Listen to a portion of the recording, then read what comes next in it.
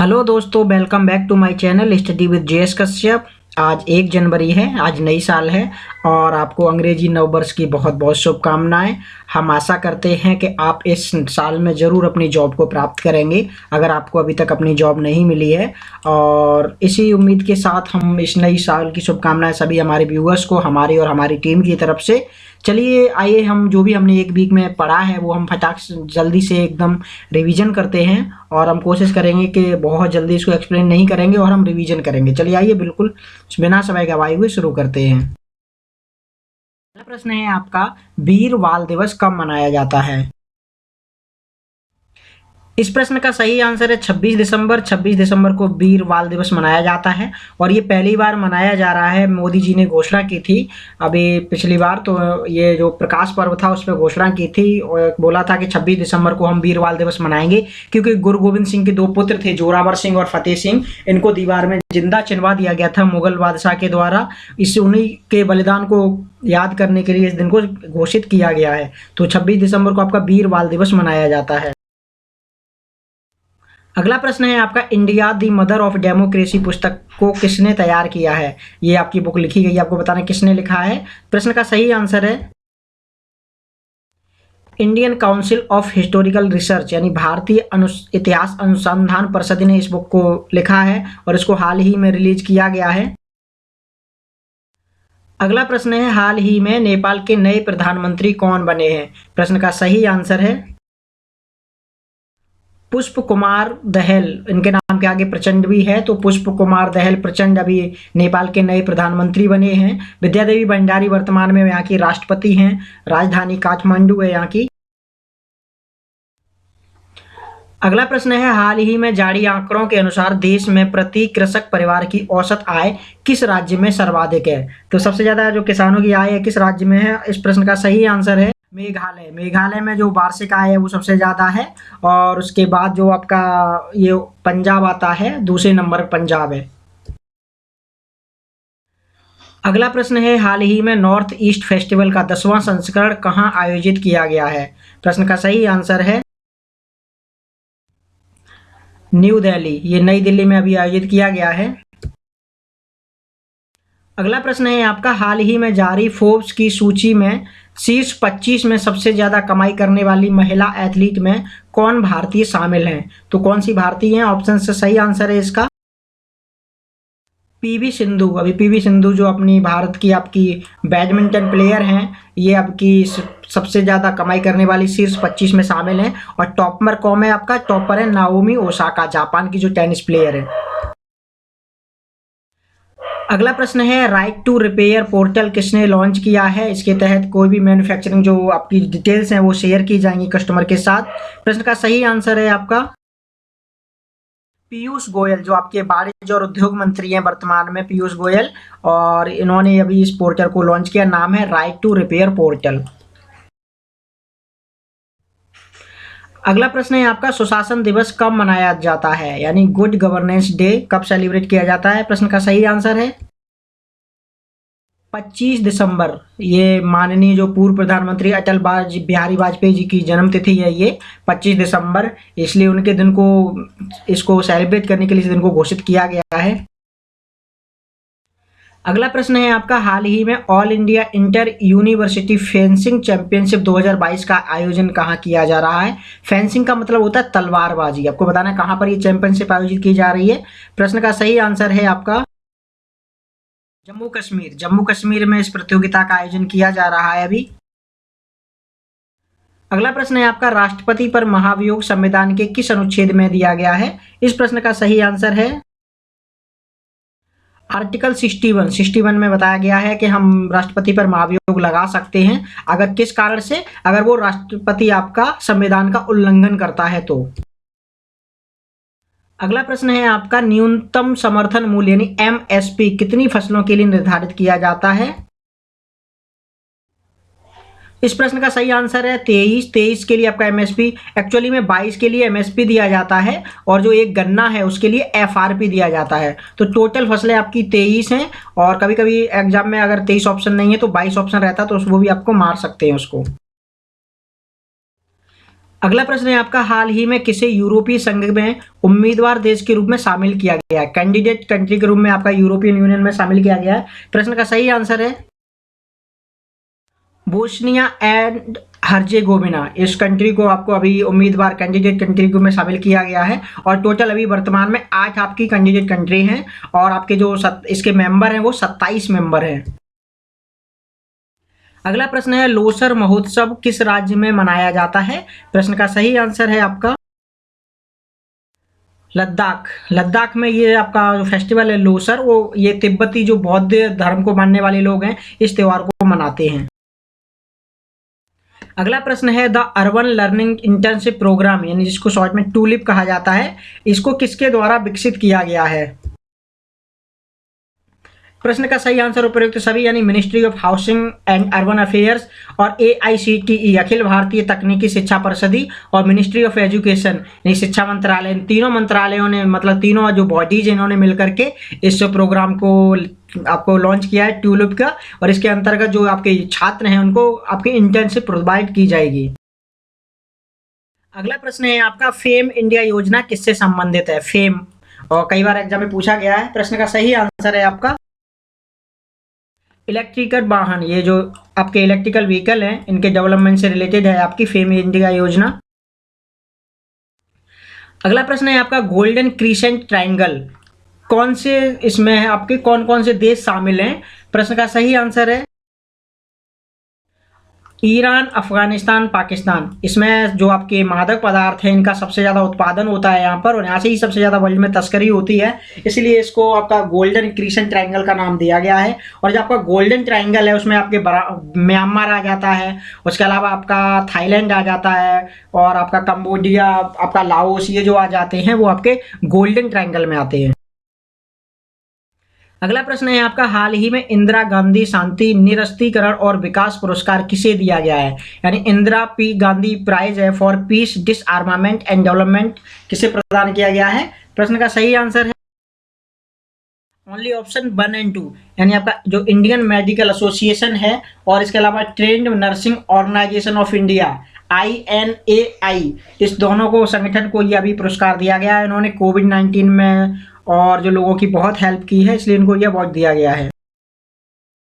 अगला प्रश्न है, दुनिया के सर्वश्रेष्ठ व्यंजनों की सूची में भारत की रैंक क्या है? प्रश्न का सही आंसर है 5th। इसमें भारतीय जो आपके रैंक है इसमें 5th दी गई है, जबकि शाही पनीर को ओवरऑल 28 रैंक दी गई है। और टॉप में अगर देखा जाए नंबर 1 पे जो आपके व्यंजनों की सूची में नंबर 1 पे जो क्वेश्चंस बोलते हैं उसमें इटली को नंबर 1 पे रखा गया है और भारत को जो है आपका नंबर 5 पे रखा गया है, तो ये आपको याद रखना है। अगला प्रश्न है आपका, दिसंबर 2022 में अंतर्राष्ट्रीय मुद्रा कोष ने वर्ष 2023 के लिए भारत की GDP का कितना अनुमान लगाया है? अभी जो पहले अनुमान लगाया था उससे इसको कम कर दिया है। प्रश्न का सही आंसर हो जाएगा 6.8%। अगला प्रश्न है आपका, भारत का एक उपराष्ट्रपति होगा, यह प्रावधान भारतीय संविधान की किस अनुच्छेद में दिया गया है? प्रश्न का सही आंसर है आर्टिकल 63। इसमें बताया गया है कि आपका भारत का एक उपराष्ट्रपति होगा।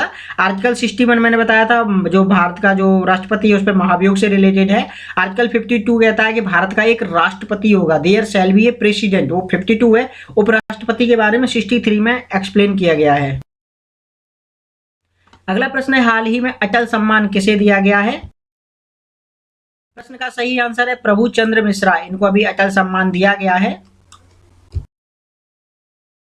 अगला प्रश्न है आपका, निम्नलिखित में से कौन सा देश बाल्टिक देश नहीं है? यानी जो बाल्टिक सागर के आपके पूर्व में देश स्थित है उसको बाल्टिक कंट्री कहा जाता है, को बताना कौन कौन सा नहीं है। प्रश्न का सही आंसर है बेलारूस। बेलारूस आपका बाल्टिक देश नहीं है। बाकी का जो एस्टोनिया, लातविया, लिथुआनिया, ये 3 देश आपके बाल्टिक देश कहे जाते हैं।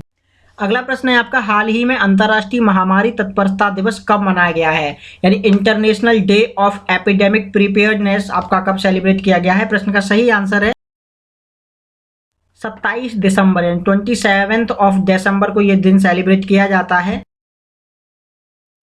अगला प्रश्न है आपका, हाल ही में भारतीय राष्ट्रीय राजमार्ग प्राधिकरण यानी NHAI का अध्यक्ष किसे बनाया गया है? प्रश्न का सही आंसर है संतोष कुमार यादव, इनको अभी हाल ही में NHAI का हेड चुना गया है।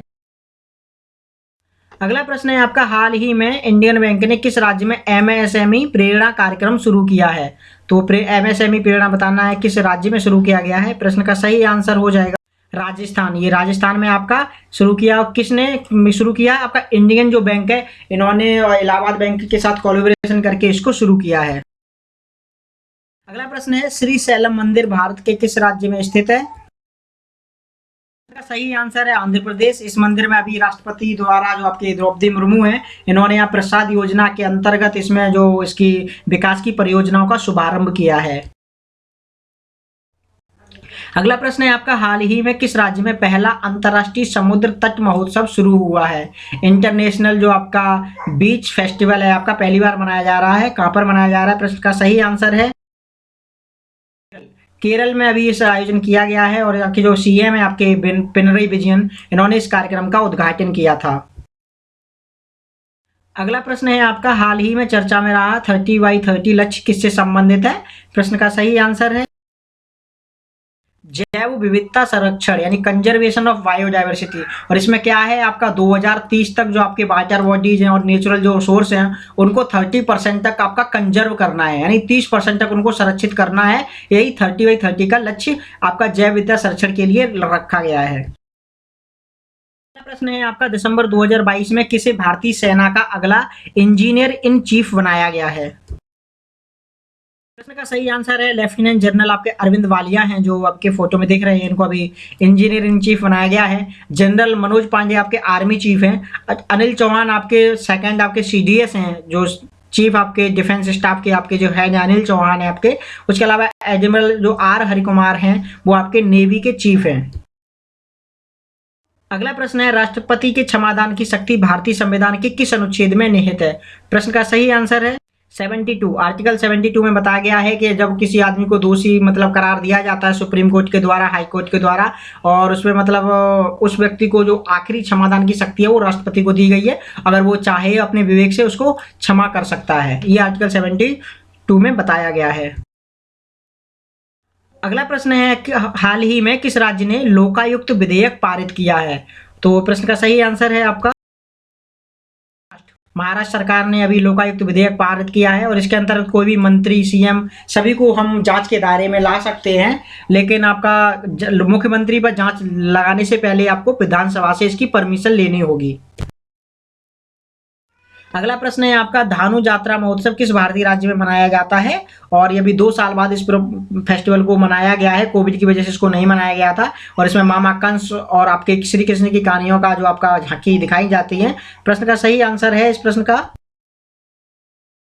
ओडिशा, यानी ओडिशा की राजधानी भुवनेश्वर है और ओडिशा में ही इस पर्व को आयोजित किया जाता है। उड़ीसा में और भी आपके नुआखाई और जो आपका रज पर्व है वो भी उड़ीसा में ही सेलिब्रेट किया जाता है। अगला प्रश्न है, हाल ही में किसने स्टे सेफ ऑनलाइन अभियान शुरू किया है? स्टे सेफ ऑनलाइन मतलब सुरक्षित रहो, सावधान रहो। तो इस प्रश्न का सही आंसर है अश्विनी वैष्णव। अश्विनी वैष्णव जो आपके हैं, आपके वर्तमान में रेल मंत्री हैं, इन्होंने इस आपका सुविधा को शुरू किया है। अगला प्रश्न है, हाल ही में किसने ऑनलाइन रिक्वेस्ट ट्रांसफर पोर्टल को शुरू किया है? अभी देखिए स्टे सेफ था जो अश्विनी वैष्णव ने शुरू किया, ये ऑनलाइन रिक्वेस्ट है। ऑनलाइन आप रिक्वेस्ट दे सकते हैं ट्रांसफर के लिए, आपको बताना है। प्रश्न का सही आंसर है इंडियन पोस्ट, यानी भारतीय डाक ने इस आपके जो आपका पोर्टल इसको शुरू किया है। इससे जो आपके ग्रामीण डाक सेवक के जो कर्मचारी हैं वो आसानी से आप ट्रांसफर इसके द्वारा करवा पाएंगे। अगला प्रश्न है, पुस्तक आपकी forks in the road my days at RBI and beyond नामक पुस्तक को किसने लिखा है? तो ये बुक अभी लिखी गई है। प्रश्न का सही आंसर है सी रंगराजन। ये पूर्व भारत के जो आपके 19वें आपके आरबीआई के गवर्नर हैं, पूर्व इकोनॉमिस्ट भी रहे हैं और सांसद भी रहे हैं। तो इन्होंने ही अभी बुक लिखी है आपकी forks in the road the my days at RBI and beyond. अगला प्रश्न है आपका, प्रोजेक्ट बाड़ी किससे रिलेटेड है? प्रश्न का सही answer speech recognition and translation, यानी भाषा प्रसंस्करण। उसमें क्या होगा, भारत की जो कुछ 700 प्लस भाषाएं हैं इसमें रिकॉर्ड किया जाएगा, फिर उनको रिकॉग्नाइजेशन के लिए सॉफ्टवेयर के थ्रू प्रोसेस किया जाएगा। और जब भी कोई भी मतलब उससे क्या होगा, आसानी से एक भाषा से दूसरी भाषा में हम ट्रांसलेट कर सकते हैं। तो सभी भाषाओं के प्रति पहुंच जो है इससे मतलब डेवलप होगी और ये भाषा प्रसंस्करण क्षेत्र में एक नई उन्नति, एक नई क्रांति लेकर के आएगा। अगला प्रश्न है रामप्पा मंदिर किस भारतीय राज्य में स्थित है? प्रश्न का सही आंसर है तेलंगाना। तेलंगाना में ये रामप्पा मंदिर आपका स्थित है और इसमें भी आपकी जो राष्ट्रपति द्रौपदी मुर्मू है, इन्होंने प्रसाद योजना के अंतर्गत इसकी विकास परियोजना का शुभारंभ किया है। अगला प्रश्न है हाल ही में इंडियन ऑयल ऑफिसर्स जो एसोसिएशन है, इसका अध्यक्ष किसे बनाया गया है? शॉर्ट में इसको IOOA बोलते हैं इसको। तो आपको बताना है इसका हेड किसे बनाया गया है। प्रश्न का सही आंसर है संजय सिंह। संजय सिंह को इसका हेड बनाया गया है। अगला प्रश्न है हाल ही में भारत ने किस देश के साथ मिलकर के प्रोजेक्ट मैनेजमेंट कंसल्टी यानी PMC समझौते पर हस्ताक्षर किए हैं? प्रश्न का सही आंसर है बांग्लादेश। बांग्लादेश की जो परियोजना है इसमें भारत इसको फाइनेंस करने वाला है, तो इसके लिए आपका PMC आपका जो प्रोजेक्ट मैनेजमेंट कंसल्टेंसी है, इस एग्रीमेंट पर हस्ताक्षर किए गए हैं। अगला प्रश्न है राष्ट्रपति को सहायता और सलाह देने के लिए मंत्रिपरिषद का उल्लेख भारतीय संविधान के किस अनुच्छेद में किया गया है? मतलब जब जरूरत पड़ेगी या फिर वैसे भी जो काम चल रहा है उसको और उसकी सहायता देनी है, सलाह देनी, इसके लिए बताया मंत्रिपरिषद का उल्लेख किस में किया गया है? प्रश्न का सही आंसर है 74। आर्टिकल 74 में बताया गया है कि मंत्रिपरिषद का गठन किया जाएगा राष्ट्रपति को सलाह और सहायता देने के लिए। अगला प्रश्न है हाल ही में वॉर्टन QS री इमेजेशन एजुकेशन अवार्ड 2022 किसे दिया गया है? इस प्रश्न का सही आंसर है IIT मद्रास। IIT मद्रास को ये वॉर्टन QS री इमेजेशन अवार्ड 2022 दिया गया है। अगला प्रश्न है हाल ही में भारतीय सेना ने कहां पर पहली 3D printed house dwelling unit का उद्घाटन किया है? इसका मतलब है ये रहने लायक आपके घर है, यूनिट है रहने लायक, जो उसमें 3D प्रिंटर की मदद से इसको बनाया गया। आपको बताना है कहां पर इसका उद्घाटन किया गया है इंडियन आर्मी के द्वारा। सही आंसर है आपका अहमदाबाद, यानी अहमदाबाद में ये यूनिट बनाई गई है और ये 2 स्टोरी की बिल्डिंग थी और इसको बनाया गया था। इससे क्या होगा, आने वाले दिनों में कहीं भी आपको टेम्पररी आपको रहना है तो कुछ दिन के लिए इसमें बिल्डिंग बना सकते हैं। अगला प्रश्न है हाल ही में केंद्रीय गृह मंत्री अमित शाह ने किसके लिए प्रहरी ऐप लॉन्च किया है? आपको बताना है। प्रश्न का सही आंसर है इसमें BSF के जवान इस ऐप को यूज कर पाएंगे और अपनी छुट्टी और आपका कहां पर क्या है, जो भी सारी जानकारी इस प्रहरी ऐप को दी जाएगी। इसके साथ साथ ये गृह मंत्रालय के ऐप से भी, पोर्टल से भी इस ऐप को जोड़ा जाएगा। अगला प्रश्न है आपका दिसंबर 2022 में किसे कार्यवाहक केंद्रीय सतर्कता आयुक्त नियुक्त किया गया है? मतलब आपका जो आपके CBC हैं ये अभी कार्यवाहक नियुक्त किए गए हैं, क्योंकि आपके जो परमानेंट आपके केंद्रीय सतर्कता आयुक्त थे वो अभी रिटायरमेंट हो गए हैं। इसका सही आंसर है प्रवीण कुमार श्रीवास्तव। इनको आपकी एडिशनल चार्ज दिया गया है। अभी वर्तमान में जो थे आपके सुरेश एन पटेल, ये आपके 31 दिसंबर को सेवा मुक्त हो गए हैं, इसलिए इनको प्रवीण कुमार श्रीवास्तव को अभी वर्तमान में कार्यवाहक केंद्रीय सतर्कता आयुक्त बनाया गया है। अगला प्रश्न है हाल ही में REC ने कहां पर बिजली उत्सव का आयोजन किया है? प्रश्न का सही आंसर असम में अभी इन्होंने बिजली उत्सव मनाया है। उसमें बिजली के प्रति जो जागरूक है और इसमें कैसे सावधानी बरतनी चाहिए और जो भी आपके पहुंच है उसको आसान बनाने के लिए इस उत्सव का आयोजन किया गया है। अगला प्रश्न है आपका कोयला मंत्रालय द्वारा खान पर्यटन को बढ़ावा देने के लिए हाल ही में कितने इको पार्क का निर्माण किया गया है? आपको बताना है। प्रश्न का सही आंसर है 8, यानी 8 इको पार्क का निर्माण किया गया है और इसको जो टारगेट है वो 24 आपका इको पार्क निर्माण करने का टारगेट है। इससे पर खान पर्यटन को बढ़ावा मिलेगा और पर जो आपका कार्बन सिंक है, उसके अलावा जो आपका कार्बन न्यूट्रलाइजेशन करने में भी इससे मदद मिलेगी। अगला प्रश्न है इंडिया रेटिंग्स एंड रिसर्च के द्वारा प्रकाशित 2022 की रिपोर्ट के अनुसार भारत में प्रत्यक्ष विदेशी निवेश है किस क्षेत्र में सर्वाधिक है? आपको जो FDI है, यानी जिसको आपका प्रत्यक्ष फॉरेन डायरेक्ट इन्वेस्टमेंट कहते हैं, आपको बताना किस क्षेत्र में सबसे ज्यादा किया गया है? प्रश्न का सही आंसर है सेक्टर, यानी सेवा क्षेत्र में आपका सबसे ज्यादा किया गया है।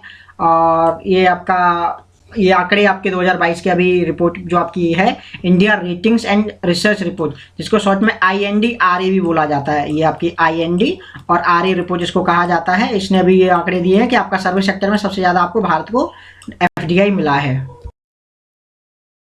अगला प्रश्न है आपका वर्ष 2021-22 में RTI जवाबदेही में किस राज्य का प्रदर्शन सबसे बेहतर है?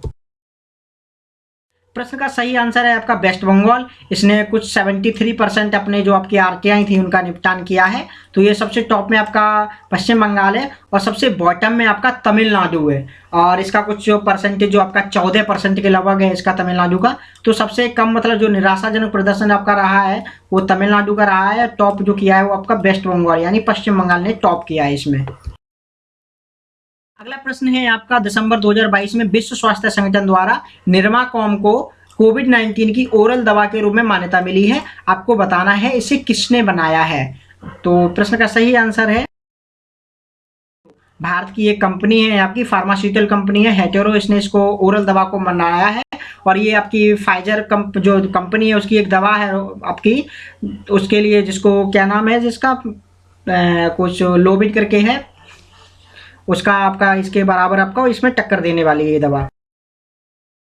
अगला प्रश्न है आपका भारत के महान्यायवादी का उल्लेख भारतीय संविधान के किस अनुच्छेद में किया गया है, यानी अटॉर्नी जनरल किस में आपके बताए गए हैं। प्रश्न का सही आंसर है 76 यानी आर्टिकल 76 में आपका अटॉर्नी जनरल बताया गया है। वर्तमान में कौन है आपके आर जो आपके वेंकट रमणी हैं, ये वर्तमान में आपके ये अटॉर्नी जनरल हैं और ये भारत सरकार के सरकारी वकील होते हैं और जो भी आपकी कानूनी सलाह है वो इन्हीं के द्वारा दी जाती है।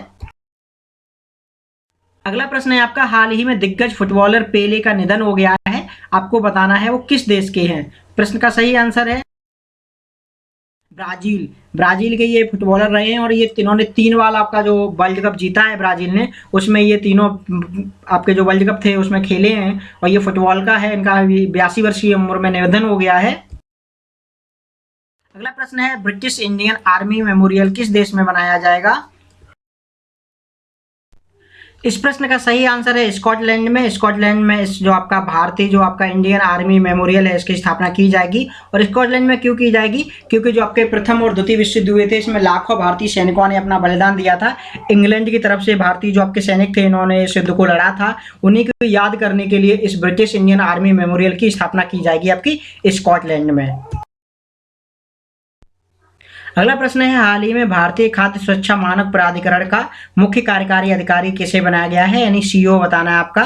Food safety and standard authority of India यानी FSSAI, इसका आपको बताना है सीईओ किसे बनाया गया है। प्रश्न का सही आंसर है कमला वर्धन राव, इनको अभी वर्तमान में आपका इनका सीईओ बनाया गया है। अगला प्रश्न है हाल ही में प्रज्वला चैलेंज किसने लॉन्च किया है।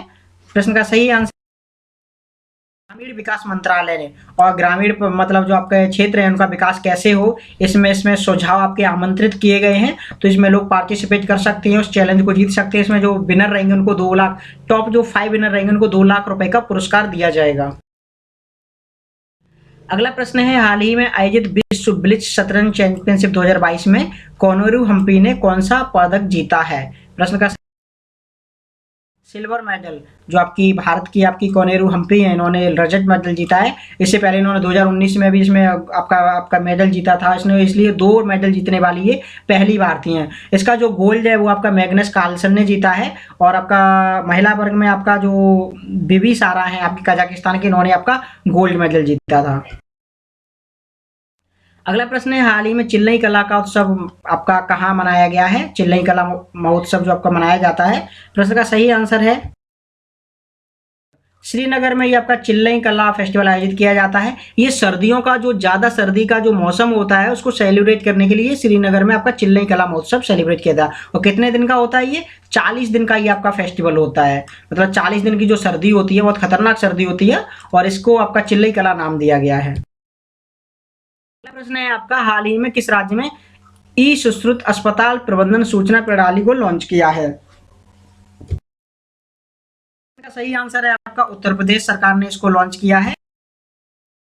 अगला प्रश्न है आपका हाल ही में कर्नाटक में मेगा डेयरी का उद्घाटन किया गया है। आपको बताना है इसको किसने किया है।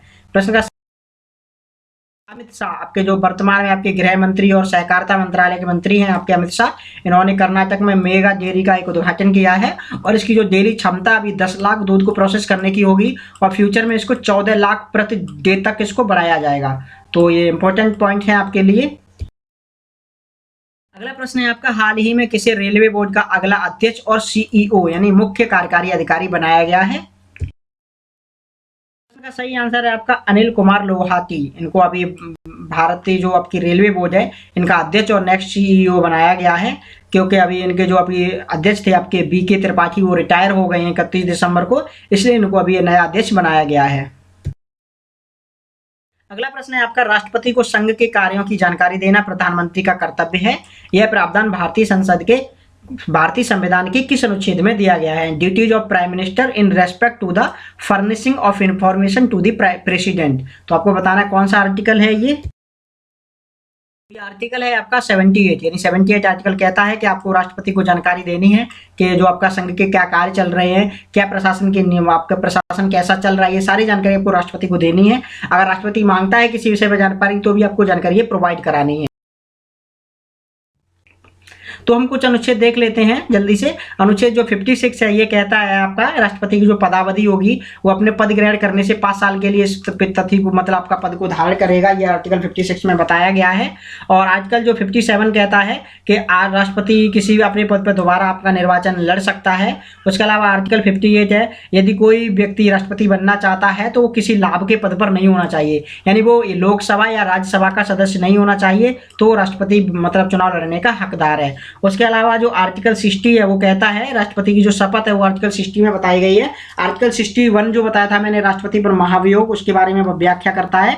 आर्टिकल 62 जो आपका कहता है यदि राष्ट्रपति की मृत्यु या पद से हटाए जाने का कोई कारण उसका पद रिक्त हो गया है तो उसको 6 महीने के भीतर दोबारा से निर्वाचन करके भर दिया जाना आवश्यक है। आर्टिकल 63 कहता है कि भारत का एक उपराष्ट्रपति होगा। आर्टिकल 64 कहता है कि उपराष्ट्रपति का राज्यसभा का पदेन सभापति होगा। पूछा भी जाता है आपका कि राज्यसभा का पदेन सभापति कौन होता है, तो आपका आंसर है उपराष्ट्रपति यानी वाइस प्रेसिडेंट। उसके अलावा आर्टिकल जो 65 है आपका राष्ट्रपति का पद रिक्त होने पर उपराष्ट्रपति उसका कार्य करेगा, ये आर्टिकल 65 में बताया गया है। और उपराष्ट्रपति का निर्वाचन आर्टिकल 66 में दिया गया है। उपराष्ट्रपति कितने समय तक काम करेगा, उसकी पदावधि आपकी 5 साल जो है वो आपका आर्टिकल 67 में दिया गया है। आर्टिकल 68 में उपराष्ट्रपति के पद रिक्त को भरने के लिए आपका निर्वाचन किया जाएगा, वो आर्टिकल 68 में बताया गया है। आर्टिकल 69 है उपराष्ट्रपति द्वारा शपथ, यानी जो शपथ दिलाई जाएगी वो आर्टिकल 69 के द्वारा। आर्टिकल 70 जो है आकस्मिकता की स्थिति में राष्ट्रपति के कर्तव्यों का निर्वहन उपराष्ट्रपति के द्वारा किया जाएगा। कभी कोई जरूरत पड़ती है एक्सीडेंटली तो उपराष्ट्रपति राष्ट्रपति के कर्तव्यों का निर्वहन कर सकता है, ये आर्टिकल 70 में बताया गया। हम इसको इसलिए फास्ट रिवाइज कर रहे हैं क्योंकि हम इस सबको पढ़ चुके हैं, जस्ट रिवीजन करना है इनका। आर्टिकल जो 71 है वो राष्ट्रपति और उपराष्ट्रपति के निर्वाचन संबंधित विषय के बारे में एक्सप्लेन करता है। इसके अलावा जो आर्टिकल 72 है काफ़ी इंपॉर्टेंट है और ये राष्ट्रपति के निर्वाचन के क्षमादान की शक्ति के बारे में बताता है। जो राष्ट्रपति के क्षमादान की शक्ति है वो आर्टिकल 72 में एक्सप्लेन की गई है। और आर्टिकल 73 जो आपका संघ की कार्यपालिका की शक्ति के बारे में व्याख्या करता है। आर्टिकल 74 राष्ट्रपति को सहायता और सलाह देने के लिए मंत्रिपरिषद जो आपकी अवेलेबल होती है उसके बारे में ये एक्सप्लेन करता है। आर्टिकल 76 काफ़ी इंपॉर्टेंट है, ये भारत का जो अटॉर्नी जनरल है यानी महान्यायवादी के बारे में बताता है और बोलता है कि राष्ट्रपति भारत के महान्यायवादी की नियुक्ति करेगा। उसके अलावा आर्टिकल जो आपका 78 होता है वो राष्ट्रपति की जानकारी देने और उसके आदि संबंध में आपके प्रधानमंत्री के कर्तव्य के बारे में एक्सप्लेन करता है, यानी आपका राष्ट्रपति प्रधानमंत्री का ये कर्तव्य है कि जो भी संघ के कार्य हैं उनके बारे में राष्ट्रपति को जानकारी दे आर्टिकल 78 के तहत। ये कुछ वन आपके लाइनर हैं या न्यूज है जो आपकी, इसको देख लेते हैं हम। अभी दिसंबर 2022 में बेंजामिन जो नेतन्याहू हैं वो 6ठी बार इजराइल के प्रधानमंत्री बन गए हैं। इसके अलावा टाटा स्टील और TUTR हाइपरलूप ने हाइपरलूप टेक्नोलॉजी को विकसित करने के लिए IIT मद्रास में आपस में समझौता किया है। इसके अलावा भारतीय चुनाव आयोग ने घरेलू प्रवासियों के लिए दूरस्थ रूप से मतदान करने के लिए रिमोट वोटिंग प्रक्रिया शुरू किया है। इससे क्या होगा, एक राज्य से दूसरे राज्य में रहने वाले जो लोग हैं वो बिना घर जाए हुए वहीं से अपना वोट डाल सकते हैं, तो ये काफ़ी अच्छा इनिशिएटिव है। इसके अलावा अपने प्रजनन के लिए बर्फ पर निर्भर रहने वाली एम्परर पेंगुइन जो आपकी वर्ड है ये 2100 तक आपकी विलुप्त हो सकती है, ऐसे आंकड़े बताए गए हैं, क्योंकि ग्लोबल आपके वार्मिंग के कारण जो बर्फ है वो तेजी से पिघल रही है और ये इनके विलुप्त होने का सबसे मुख्य कारण बताया गया है। इसके अलावा हाल ही में ओमेगा सेंचुरी में उच्च तापमान वाले सितारों की 5 पीढ़ियों का पता लगाया गया है। ओमेगा सेंचुरी को पहली बार 1677 में एडमंड हिलेरी आपके थे साइंटिस्ट, इनके द्वारा नॉन स्टेलर वस्तु के रूप में पहचाना गया था। ये खगोल भी थे आपके एडमंड हिलेरी और इनके द्वारा 1677 में पहली बार इसको देखा गया था। उसके अलावा रेल मंत्रालय ने अमृत स्टेशन भारत योजना शुरू की है और इसका उद्देश्य सभी रेलवे स्टेशनों का आधुनिकीकरण करना है। इसके अलावा सड़क परिवहन और राजमार्ग मंत्रालय ने road accident in India report 2021 को जारी किया है। इसमें जो भारत में आपकी एक्सीडेंट हुए हैं 4,12,432, इसमें लगभग 1.54 लाख मौतें हुई हैं, 1.5 लाख से ज़्यादा इसमें मौतें हुई हैं। इसके अलावा भारतीय जो आपका आवास और शहरी मामलों के मंत्रालय है, इन्होंने सिटी फाइनेंस रैंकिंग और शहर सौंदर्य प्रतियोगिता का शुभारंभ किया है, इसमें इनकी रैंकिंग की जाएगी। इसके अलावा इंडियन ऑयल कॉरपोरेशन लिमिटेड ने उत्तर प्रदेश और छत्तीसगढ़ में टीबी उन्मूलन कार्यक्रम के लिए परियोजनाएं शुरू की हैं और सरकार का लक्ष्य है कि 2025 तक हम टीबी को समाप्त करेंगे। इसके अलावा भारतीय क्रिकेटर अर्शदीप सिंह को पुरुष वर्ग में और यास्तिका भाटिया और रेणुका सिंह को महिला वर्ग में emerging player of the year 2022 के लिए नॉमिनेट किया गया। अनुष्का शर्मा को प्यूमा इंडिया ने अपना ब्रांड एम्बेसडर अभी नियुक्त किया है। इसके अलावा रिलायंस जियो ने रिलायंस इंफ्राटेल में 3,720 करोड़ रुपए में इसकी 100% जो हिस्सेदारी है वो खरीद ली है और इसको अधिग्रहण को नेशनल कंपनी लॉ ट्रिब्यूनल ने इसको मतलब मंजूरी दे दी है अभी हाल ही में। इसके अलावा हाल ही में वैज्ञानिकों ने रेयर अर्थ फ्री मैग्नेट बनाए हैं। ये रेयर अर्थ तत्वों की मिश्र धातुओं से निर्मित आपके जो चुंबक होते हैं प्रबल और स्थायी होते हैं। इसके अलावा हाल ही में भारतीय एयरटेल और अपोलो हॉस्पिटल, ये इंपॉर्टेंट क्वेश्चन है आपके लिए, इसने भारत की पहली 5G जो आपका संचालित आपकी AI निर्देशित कोलोनोस्कोपी का परीक्षण किया है। कोलोनोस्कोपी एक प्रकार का कैंसर है और इसमें अल्ट्रा लो लेटेंसी और हाई प्रोसेसिंग क्षमताओं का प्रयोग करके इसको अंजाम दिया गया है। अगला है आपका, हाल ही में ग्रामीण विकास मंत्रालय ने मनरेगा की ऑनलाइन अटेंडेंस लेने के लिए एक आपका ऐप बनाया है जिसका नाम है NMMS, national mobile monitoring software. इसको अभी लॉन्च किया है और ये आपकी ऑनलाइन अटेंडेंस लेगा। इसके अलावा भारतीय क्रिकेटर्स हैं आपके सूर्य कुमार यादव यानी पुरुष वर्ग में, स्मृति मंदाना महिला वर्ग में, इनको T20 cricketer of the year के लिए आपका नॉमिनेट किया गया है। अभी देखिए नॉमिनेट किए गए हैं ये। और इसके अलावा आपका जो जिम्बाब्वे के प्लेयर हैं सिकंदर रजा और इंग्लैंड के सैम कुर्रन और पाकिस्तान के मोहम्मद रिजवान, इनको भी T20 cricketer of the year award के लिए नॉमिनेट किया गया है। इसके अलावा क्रिस्टियानो जो रोनाल्डो हैं, इन्होंने अपना जो क्लब था वो छोड़ करके अभी सऊदी अरब का क्लब है आपका अल नस्र, इसको आपका ज्वाइन कर लिया है। इसके अलावा IIT रुड़की और एम्स ने मिलकर के गर्भवती महिलाओं के लिए स्वस्थ गर्भ ऐप विकसित किया है और जो ग्रामीण क्षेत्र की महिलाएं हैं, जो दूरस्थ क्षेत्र की महिलाएं हैं जिनकी डॉक्टर से पहुंच संभव नहीं है, आसान नहीं है, वो इस ऐप का यूज करके क्या क्या प्रिकॉशंस लेने हैं, क्या क्या सावधानियां बरतनी हैं, वो सारी चीज़ें इसमें देख सकते हैं। तो थैंक यू फॉर वॉचिंग। आपको पूरा वीडियो देखने के लिए बहुत बहुत धन्यवाद। हमने इसमें बहुत सारे क्वेश्चंस को ऐड किया है और उम्मीद करते हैं इसमें से कोई क्वेश्चन आपके मैक्सिमम क्वेश्चन किसी न किसी एग्जाम में जरूर फ्रेम होंगे। तो पूरा वीडियो देखने के लिए आपको बहुत बहुत धन्यवाद। आपको पुनः एक बार हैप्पी न्यू ईयर सभी व्यूअर्स को। मिलते हैं आपको नई क्लास में कुछ नई वीडियो नए क्वेश्चंस के साथ, नई ऊर्जा के साथ। तब तक के लिए नमस्कार, जय हिंद।